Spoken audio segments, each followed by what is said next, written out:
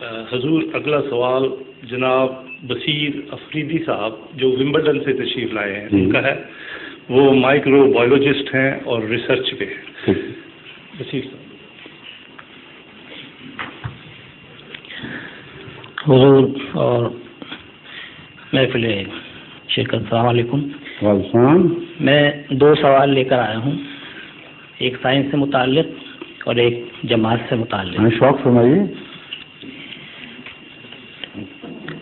آج کل کلوننگ کا بہت چرچا ہے، اس کا حقیقت کیا ہے اور اس بارے میں اسلامی نقطہ نگاہ کیا ہے؟ کلوننگ کے متعلق سب سے پہلے تو ایک غلط فہمی دور ہونی چاہیے۔ یہ جو مغربی پریس ہے یہ کلوننگ کو اس طرح پیش کر رہا ہے گویا انسان تخلیق پر قادر ہو گیا ہے۔ یہ بالکل غلط ہے، اس میں ادنا بھی سچائی نہیں۔ انسان آج تک ڈی این اے کا ایک جز بھی نہیں بنا سکا۔ وہ انسانی تخلیق کا مطلب ہے خدا کی تخلیق کی چوری، اور ایک جگہ سے اٹھا کر اسے دوسری جگہ لگا دیا جائے، اور وہ لگنے کا جو مادہ ہے وہ پہلے سے ہی اس تخلیق میں موجود تھا۔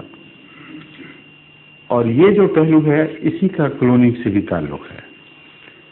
اور یہ جو خیال ہے کہ مشین میں وہ ذرے ڈالے جائیں اور بن بن کے انسان گھڑ گھڑ کے باہر نکلتے جائیں، بالکل جھوٹ اور غلط خیال ہے۔ انسانی ماں کی ضرورت پیش آتی ہے، اور انسانی ماں کے حوالے کے بغیر جیسے سروگیٹ مدر ہوتی ہے، یہ کلوننگ بھی ممکن نہیں۔ اور اگر جانور ہے تو پھر بھیڑ کی ضرورت پڑے گی، اگر بھیڑ پیدا کرنی ہے تو اس قسم کا ٹکسالی کا کارخانہ نہیں ہے جو لوگ تصور پیش کرتے ہیں۔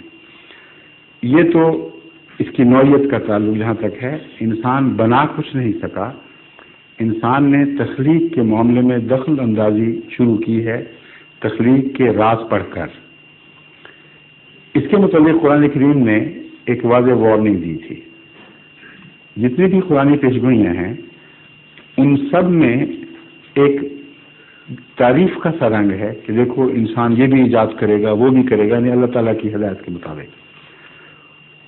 مثلا جہاں زمین کا اپنے ہیوی میٹلز کا اگلنا، اپنے رازوں کا باہر کرنا ہے، اور فرماتا ہے بِأَنَّ رَبَّكَ أَوْحَىٰ لَهَا، اس لیے زمین وہ راز اگلے گی کہ خدا اسے وہی کرے گا کہ اب وقت آ گیا ہے، ان خزانوں کو چھپائے نہ رکھو، انہیں باہر کرو تاکہ انسان اس سے فائدہ اٹھا سکے۔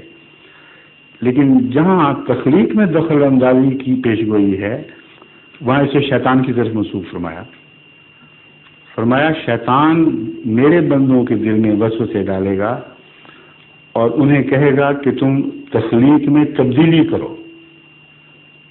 اور اس کے بعد ناراضگی کا اظہار ہے، جب وہ کریں گے تو ان کو سزا ملے گی اس کی۔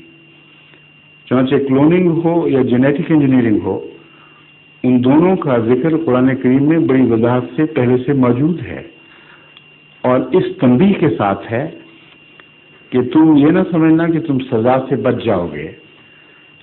بس 2 پہلو ہیں اس کے، ایک ہے خدا کی تخلیق کے مطابق اس کی حفاظت، اس کی بقا میں انسان اپنے علم کو استعمال کرے، یہ پہلو بالکل ناجائز نہیں ہے۔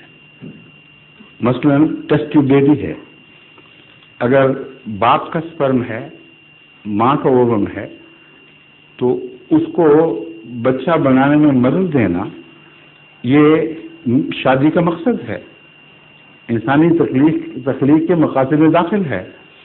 اس لیے قرآن کریم سے یہ نتیجہ نکالنے کی کوشش کرنا کہ گویا یہ حرام ہے، بالکل جھوٹ اور لغو ہے۔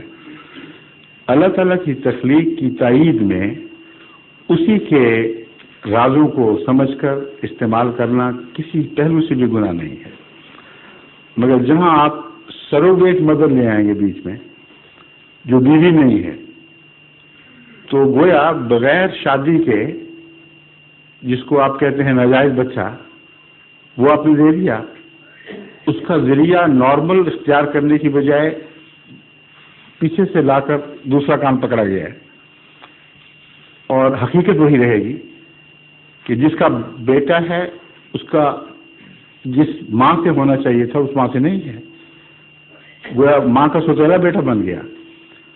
جہاں تک یہ کہنے کا تعلق ہے کہ اووم ماں کا لیا گیا ہو، تو اس بارے میں تو جو بھی فی الحقیقت اس انسانی پیدائش کے راز کو جاننے والے سائنسدان ہیں وہ جانتے ہیں کہ اس محض اووم کا ہونا کافی نہیں ہے.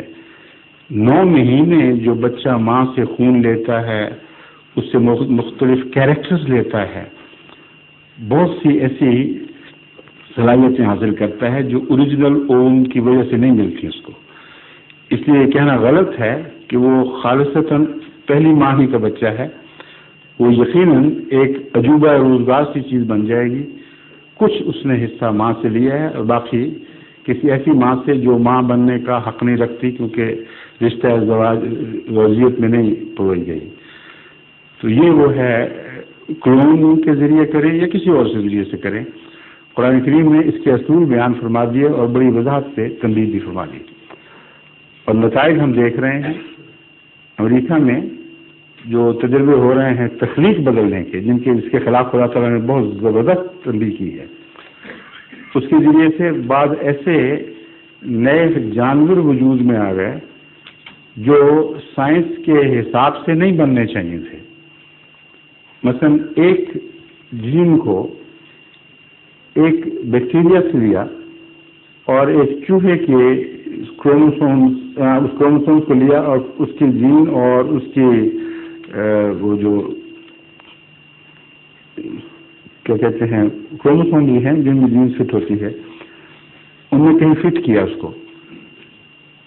اب یہ بات سائنسدان نظر انداز کر گئے کہ ہر جین کو جو دوسری جین سے ایک رشتہ ہے وہ بین ہی اس پوزیشن میں قائم ہوتا ہے جس میں وہ رکھی گئی ہے، اور جو دائرے میں وہ کروموسوم گھومتے ہیں وہ کون سی جین کس کے آمنے سامنے ہے اس ہیلو کے اندر، اس کی وجہ سے اس کی صفات بنتی ہیں. اور ان کو اگر اس ترتیب کو بدل دیں تو چیز کچھ اور بن جائے گی. تو بین ہی یہی ہوا. مجھے اب یاد نہیں کہ چوہا تھا یا کیا تھا، مگر جو بھی جانور انہوں نے بنانے کی کوشش کی. جی نہیں، یہ جو چورائی تجربہ اس میں بھیڑ نہیں تھی، ابھی انسیکٹ کی بات ہو رہی تھی. وہ زراعت کی مدد کرنے کے لیے بعض ایسے انسیکٹ بنانے کی کوشش کر رہے تھے جو ریزسٹنٹ ہوں عام بیماریوں کے، لیکن بعض بیماری پیدا کرنے والے کیڑوں کو کھا جائیں. میں اس کی بات کر رہا ہوں. تو جو کیڑا جو بھی چیز وجود میں آئی اس نے ان کو حیران کر دیا کہ اس کا کیریکٹر وہ تھا ہی نہیں جو وہ سمجھے تھے کہ ہونا چاہیے. تو اس پہلو سے کئی مقدمے اس وقت یونائٹڈ اسٹیٹس کی بڑی عدالتوں میں قائم ہیں. بہت سے سائنسدان پریشان ہو چکے ہیں، اور خطرہ یہ ہے کہ انسان کسی وقت اپنی ہی تخلیق تو نہیں کر سکتا مگر بگڑی ہوئی تخلیق کا غلام بن جائے اور اس کی انوائرمنٹ پر اس کی احمقانہ ایجادات اس طرح قبضہ کر لیں کہ پھر انسان سے بالا کوئی اور چیز یا انسان پر غالب آنے والی کوئی جناتی قسم کی مخلوق جو اس نے پیدا کی ہو اس پر قبضہ کر جائے. تو یہ بنیادی طور پر وہ تعلیم ہے قرآن کریم کی، اس کا کلوننگ سے بھی تعلق ہے اور جینیٹک انجینئرنگ سے بھی ہے.